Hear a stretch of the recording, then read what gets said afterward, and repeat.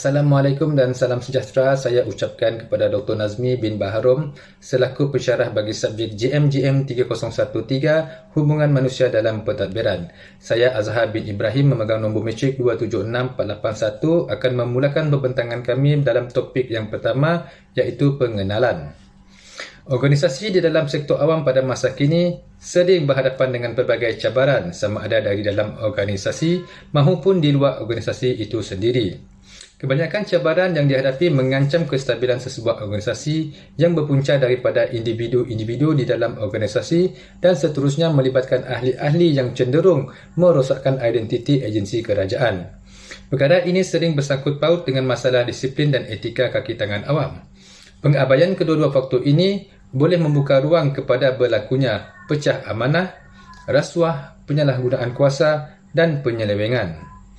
Kumpulan kami akan membincangkan topik disiplin dan etika yang dikaitkan dengan impak positif dan negatif hubungan manusia dalam organisasi secara lebih terperinci. Disiplin merupakan faktor yang penting dalam membentuk sahsiah pada diri seseorang. Ianya adalah komponen penting dalam sesebuah organisasi yang berkait rapat dengan tata tertib, akhlak dan kesopanan. Disiplin juga merupakan satu amalan untuk melatih dan membentuk perilaku seseorang ke arah yang lebih baik. Di samping itu, disiplin juga adalah satu proses yang dapat melahirkan perasaan seseorang untuk mempertahankan dan meningkatkan matlamat sahsiah organisasi secara objektif, berdasarkan kepada kepatuhan ketika menjalankan peraturan yang telah ditetapkan oleh organisasi. Etika telah didefinisikan sebagai satu koleksi nilai dan sikap yang membawa maksud moral. Serta etika kerajaan yang positif adalah koleksi semua nilai dan tindakan yang sepatutnya diamalkan oleh seseorang di tempat kerja.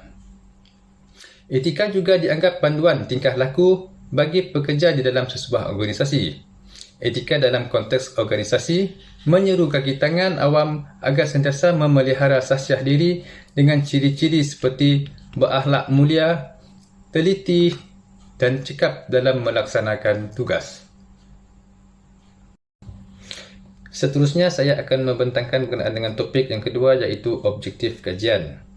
Secara spesifik, objektif kajian yang kumpulan kami bincangkan berkenaan dengan disiplin dan etika kaki tangan awam yang dikaitkan dengan impak positif dan negatif hubungan manusia dalam organisasi adalah bertujuan yang pertama, menanamkan sikap positif dan menghapuskan sikap negatif dalam melaksanakan tugas yang diberikan bagi meningkatkan kualiti di dalam perkhidmatan serta pekerjaan.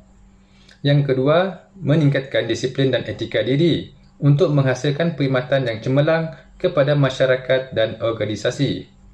Dan yang ketiga adalah memberikan sumbangan serta perkhidmatan yang berterusan kepada negara. Seterusnya, saya akan menyerahkan kepada ahli kumpulan yang lain untuk pembentangan yang seterusnya. Assalamualaikum dan salam sejahtera. Saya Nora binti Fauzi, nombor matrik 274476, akan membentangkan di bahagian latar belakang kajian. Disiplin dan etika kaki tangan awam memainkan peranan yang cukup penting dalam perkhidmatan awam. Ini kerana disiplin dan etika yang baik akan membentuk integriti yang tinggi dalam diri di kalangan kaki tangan awam. Disiplin dan etika dapat membentuk sebuah organisasi yang cekap dan telus. Ianya juga akan dapat membantu organisasi dalam sektor awam mencapai matlamat yang berkesan. Disiplin dan etika kaki tangan awam mempunyai impak yang positif dan negatif dalam mempengaruhi hubungan manusia dalam organisasi. Dari sudut impak positif, disiplin dan etika dalam kaki tangan awam ianya dapat membantu meningkatkan produktiviti dan prestasi mereka di mana kaki tangan awam yang mematuhi disiplin dan mempunyai etika yang tinggi akan melaksanakan tugas dan tanggungjawab mereka dengan lebih berdisiplin. Kaki tangan awam yang berdisiplin dan beretika akan sentiasa memberikan perkhidmatan yang lebih baik dan lebih responsif kepada pelanggan sekaligus dapat meningkatkan kepuasan pelanggan. Etika dan disiplin yang tinggi dalam diri kaki tangan dapat membangunkan kepercayaan dan keyakinan terhadap kerajaan dan institusi awam. Malah, ianya juga akan dapat membantu persekitaran kerja yang positif dan sihat. Sekaligus ianya membina sebuah hubungan manusia yang baik di kalangan kaki tangan awam.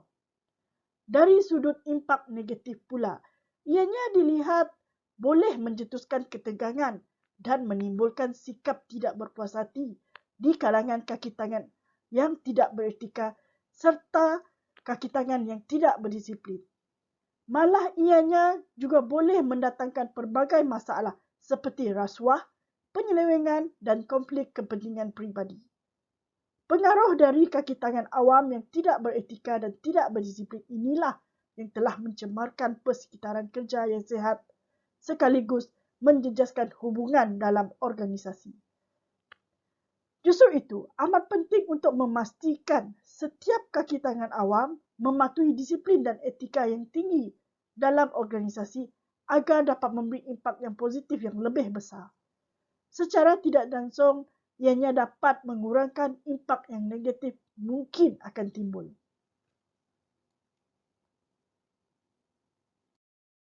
Effective Theoricals. Melalui kajian disiplin dan etika kaki tangan awam, impak positif dan negatif hubungan manusia dalam organisasi, teori motivasi dari Douglas McGregor merupakan teori yang paling sesuai untuk diaplikasikan dalam kajian ini. Ini kerana di dalam teori motivasi terdapat dua teori yang membincangkan berkaitan impak yang positif dan negatif seperti teori X dan Y. Di dalam teori X, ianya berpandangan bahawa kebanyakan manusia tidak gemar bekerja dan setiap pekerjaan yang dilaksanakan oleh mereka perlu mendapat pemantauan dan kawalan rapi.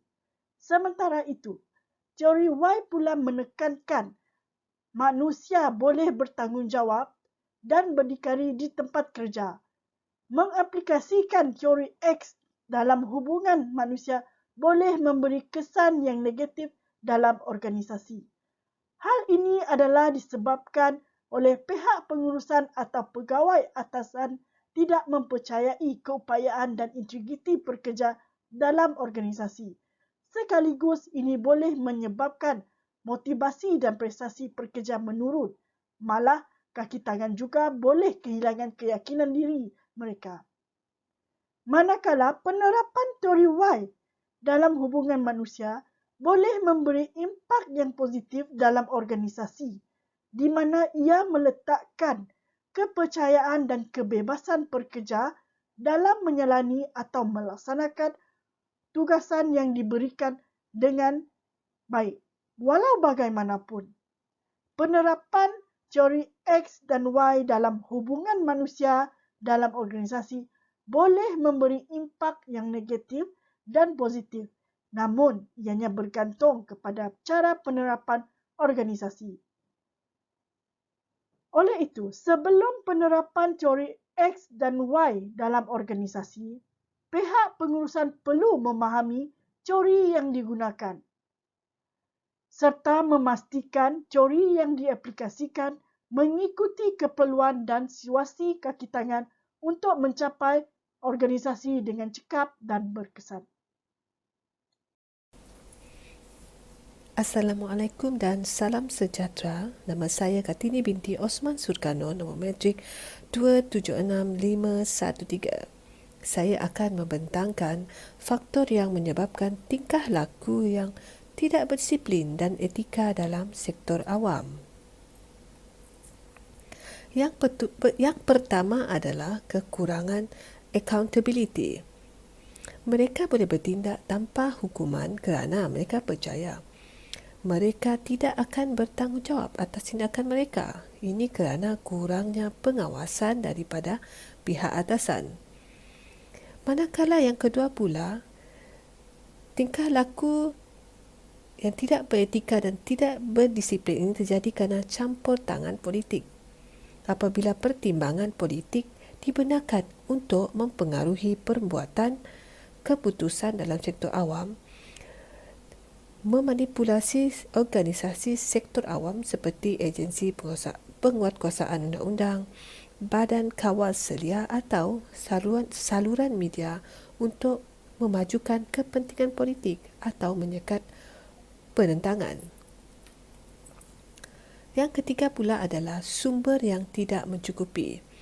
Pekerja mungkin merasakan bahawa mereka tidak mempunyai pilihan selain mengambil jalan lain atau terlibat dalam tingkah laku yang tidak beretika untuk menyelesaikan tugasan mereka. Seterusnya pula adalah ketidakcekapan birokrasi. Kerana proses birokrasi yang memakan masa, pekerja mungkin tergoda dengan mengambil jalan pintas untuk menyelesaikan sesuatu tugasan dengan lebih cepat. Seterusnya adalah keuntungan peribadi. Keuntungan peribadi adalah seperti menerima rasuah atau menyalahguna dana awam. Kaki tangan ini mungkin mengalami masalah keuangan seperti masalah keluarga atau keperhutangan yang tinggi menjurus kepada jalan mudah. Dan seterusnya pula adalah terjadinya kerana kekurangan latihan dan kesedaran. Kekurangan dalam menerima latihan dan kesedaran yang mencukupi mengenai piawaian, etika dan amalan terbaik sebagai kaki tangan awam. Seterusnya pula adalah kesan dan implikasi. Kesan yang pertama adalah hilang kepercayaan orang ramai. Ini kerana ini akan menyebabkan mengikis kepercayaan rakyat terhadap kerajaan mereka. Yang kedua, ketidakcekapan di dalam pekerjaan. Kelewatan dalam menyampaikan maklumat dan perkhidmatan kepada rakyat. Seterusnya, kesan yang ketiga pula adalah terjadinya amalan rasuah. Boleh membawa kepada amalan rasuah di mana pegawai awam menggunakan kedudukan mereka untuk kepentingan peribadi. Yang keempat pula adalah keberkesanan kurang pada dasar dan program awam yang dilaksanakan. Pegawai awam mengutamakan kepentingan peribadi mereka daripada kepentingan awam. Ia boleh mengakibatkan dasar yang tidak berkesan atau berbahaya. Yang kelima pula adalah kesan boleh menyebabkan tindakan undang-undang. Boleh dikenakan hukuman seperti denda, penjara atau dalam bentuk hukuman lain yang tertakluk kepada jenis kesalahan tersebut. Itu saja daripada saya. Sekian, terima kasih. Terima kasih kepada rakan saya. Untuk bahagian saya, penyelesaian masalah. Poin nombor 1, penetapan peraturan di tempat kerja untuk melindungi kesemua pekerja daripada kes bullying, mencegah pekerja daripada melakukan masalah disiplin, dan pekerja sejak awal akan menjadi lebih berwaspada. Kelewatan adalah harus dielakkan mengikut peraturan dan ketetapan masa yang ditetapkan. Dan perbuatan mencabut kehormatan pekerja lain juga adalah tidaklah sama sekali di tempat kerja. Poin nombor 2, untuk menjelaskan sumber untuk menyelesaikan konflik. Langkah paling utama dalam penyelesaian konflik adalah menjelaskan sumber dia dan penentuan punca konflik berlaku. Kedua-dua atau lebih pihak untuk mencapai persetujuan terhadap konflik yang berlaku, dan pandangan setiap pihak adalah penting untuk mendapatkan maklumat lengkap dan memahami masalah yang timbul antara semua pihak. Poin nombor 3, tempat yang selamat dan peribadi untuk perbincangan. Ruang yang peribadi adalah amat penting. Para pekerja berkomunikasi dengan pihak atasan dan pihak lain dapat meluahkan isi kata mereka dengan lebih selesa dan selamat daripada pengetahuan pihak-pihak lain yang tidak berkaitan. Pekerja dapat meluahkan isi hati dengan kata-kata mereka berasa lebih selamat, jujur dan lancar. Poin nombor 4, seliti keadaan. Kajian yang lebih mendalam adalah diperlukan. Pihak yang terlibat, masalah yang timbul dan interaksi yang bakal dihadapi. Penerangan boleh dibuat pada masa yang sama supaya pekerja dapat memahami objektif organisasi dan supaya masalah yang sama tidak akan berulang dalam masa depan. Untuk bahagian cadangan, poin nombor 1, pemberian anugerah cemerlang. Setiap individu bekerja mempunyai maklumat, tanggungjawab dan kewajipan masing-masing. Antara tujuan paling utama adalah pencapaian pekerja. Setiap pekerja berharap dapatkan pujian daripada pihak atasan dan pihak sikap. Tang kelakang boleh diberikan dalam bentuk anugerah. Contohnya kerajaan Malaysia memberikan anugerah cemerlang kepada pekerja setiap tahun untuk bersama dengan wang tunai RM90,000. Poin nombor 2, kenaikan pangkat. Penghargaan dapat diberikan kepada pekerja dalam bentuk kenaikan pangkat. Tang ini dapat memberikan peluang kepada pekerja untuk dinaikkan pangkat dan juga pendapatan untuk memperbaiki hidup mereka dan menambah pendapatan mereka. Dan mereka dapat juga, pekerja dapat juga menyentuh bidang yang lebih luas lagi. Dan pada masa yang sama akan dapat menjalin hubungan yang lebih baik dengan pihak atasan dan mengurangkan tekanan pekerja. Poin nombor 3, untuk menjaga kebajikan dalam organisasi. Pekerja-pekerja dalam sebuah organisasi memerlukan bantuan kebajikan dan selebihnya. Contohnya, pekerja wanita memerlukan cuti bersalin dan pekerja yang sakit memerlukan cuti bersakit. Dengan syarat mereka dikehendaki mengemukakan cuti slip sakit daripada hospital atau klinik kerajaan. Dan untuk memberikan tempoh masa untuk sembuh. Poin nombor 4, latihan dan strategi menandatangani konflik. Dengan latihan dan program dilancarkan, pekerja dapat memberikan pemikiran positif. Cara-cara dan langkah-langkah pekerja dapat dilakukan supaya urusan dapat dilakukan lebih lancar dan mengambil tindakan wajar selesaikan masalah dengan cepat dan berkesan. Sekian ini sahaja daripada saya. Terima kasih. Assalamualaikum warahmatullahi wabarakatuh. Nama saya Fika Nazira binti Zulkarnain, nombor metrik 276468. Bagi kesimpulan, penjawat awam harus menunjukkan tingkah laku yang beretika dan berdisiplin. Jika sebaliknya, ia boleh menjejaskan imej negara dan reputasi penjawat awam. Etika boleh didapati dalam orang yang mempunyai disiplin dan harga diri yang kuat. Prinsip nilai murni memainkan peranan penting dalam mengekalkan persepsi masyarakat terhadap sebuah kerajaan dan memastikan jentera pentadbirannya beroperasi dengan cekap.